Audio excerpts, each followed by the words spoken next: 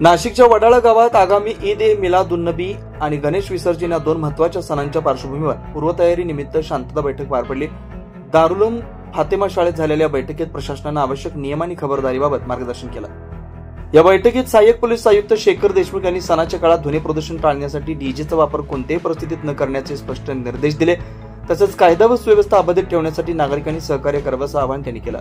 यावेळी वरिष्ठ पोलीस निरीक्षक तृप्ती सोनवणे, मौलाना जुनेद आलम, माजी नगरसेवक सुनील खोडे, शाळेचे संचालक आसिफ शेख यांनी मार्गदर्शन करत शांततेत आणि सलोख्यानं सण साजरे करण्याचं आवाहन केलं। या बैठकीत पोलीस अधिकारी, मस्जिद ट्रस्टी, शांतता समिती सदस्य यासह गावातील मान्यवर उपस्थित होते। नमस्कार।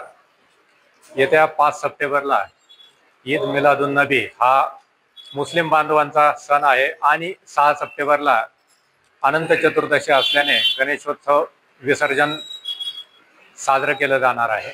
या दोन्ही सणानिमित्त आणि विशेषतः ईद निमित्त जो जुलूस निघणार आहे त्याच्यासाठीच्या पूर्वतयारीची बैठक म्हणून आज गौसिया मस्जिद येथे मस्जिद कमिटीचे मेंबर, शांतता समितीचे सदस्य आणि काही नागरिक यांच्याबरोबर आम्ही संवाद आयोजित केला होता।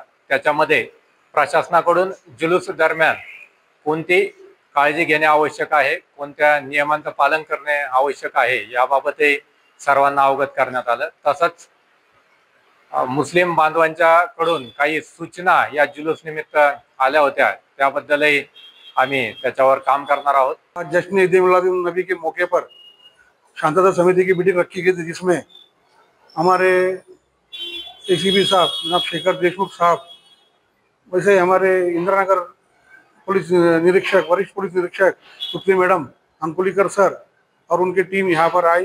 इन्होंने एक अच्छी तरह से मार्गदर्शन किया किस तरह से जुलूस निकलना चाहिए।